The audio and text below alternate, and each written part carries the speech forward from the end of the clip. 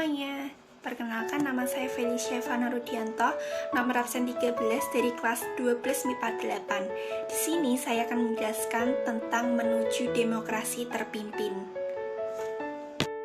Apa itu demokrasi terpimpin? Demokrasi terpimpin adalah sebuah sistem demokrasi yang seluruh keputusan serta pemikiran berpusat pada pemimpin negara. Kala itu, Presiden Soekarno. Konsep sistem demokrasi terpimpin pertama kali diumumkan oleh Presiden Soekarno dalam pembukaan sidang konstituente pada tanggal 10 November 1956. Mengapa Indonesia menerapkan sistem demokrasi terpimpin? Ada beberapa hal yang melatar belakanginya. Yang pertama, ketidakstabilan kehidupan politik pada masa demokrasi liberal. Parpol saling bersaing dan menjatuhkan. Yang kedua, kegagalan Dewan Konstituante dalam membentuk UUD yang baru. Yang ketiga, Presiden Soekarno merasa demokrasi liberal tidak cocok diterapkan. Selanjutnya, langkah realisasi demokrasi terpimpin. Awal Juli 1959, Presiden Soekarno melakukan pertemuan dengan tokoh-tokoh penting untuk mendiskusikan langkah apa yang diambil untuk menentukan masa depan bangsa Indonesia.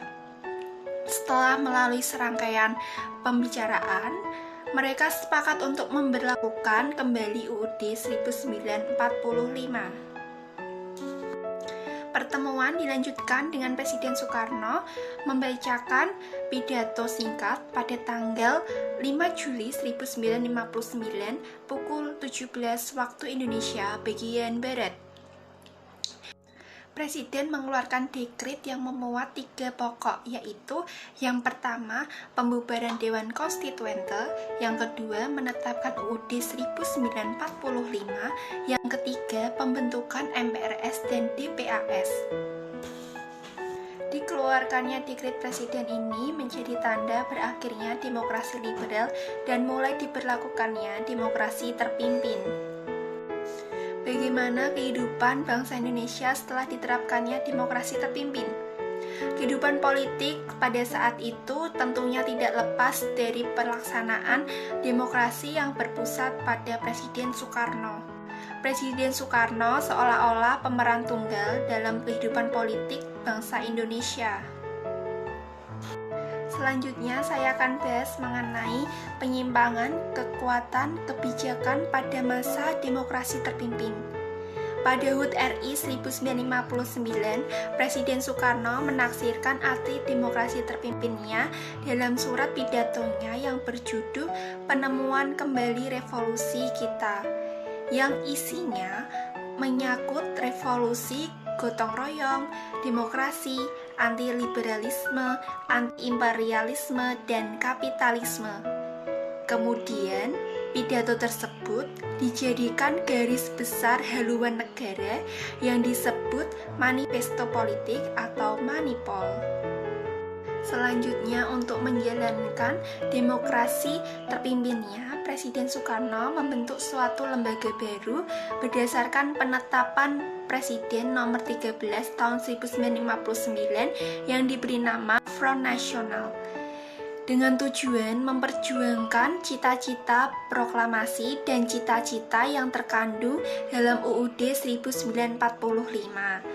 Karena Presiden merasa bahwa Presiden belum sepenuhnya merdeka, yang diketuai oleh Presiden Soekarno. Demokrasi terpimpin menurut MPRS nomor 8 MPRS tahun 1965, yakni kerakyatan yang dipimpin oleh hikmat kebijaksanaan dalam permusyawaratan perwakilan yang berintikan musyawarah untuk mufakat secara gotong royong di antara semua kekuatan nasional yang progresif revolusioner dengan berporoskan pada Nasakom. Nasakom yaitu nasionalisme, agama, dan komunis. Tujuan dari organisasi Nasakom yaitu menyatukan 3 pilar kekuatan politik pada masa itu. tanggal 17 Agustus 1961, Presiden Soekarno memperkenalkan ajaran Resopim, yaitu Revolusi Sosialisme Indonesia dan Pimpinan Nasional, yang tujuannya untuk memperkuat kedudukan presiden, dan ajarannya dipimpin oleh pimpinan nasional besar, Panglima Revolusi, yaitu Presiden Soekarno sendiri. Nah, berikut ini beberapa penyimpangan terhadap Pancasila dan UUD 1945 yang terjadi semasa demokrasi terpimpin. Yang pertama, pembentukan MPRS melalui penetapan Presiden nomor 2 tahun 1959. Yang kedua, anggota MPRS ditunjuk dan diangkat oleh Presiden. Yang ketiga, Presiden membubarkan DPR hasil pemilu tahun 1955. Yang keempat, GBHN yang bersumber pada pidato Presiden tanggal 17 Agustus 1959 yang berjudul Penemuan Kembali Revolusi Kita yang ditetapkan oleh DPA bukan oleh MPRS. Yang kelima, pengangkatan Presiden seumur hidup. Sangat disayangkan bukan teman-teman, demokrasi terpimpin yang seharusnya mesejahterakan rakyat malah menjadi perwujudan dari kehendak presiden yang ingin paling berkuasa di negara Indonesia.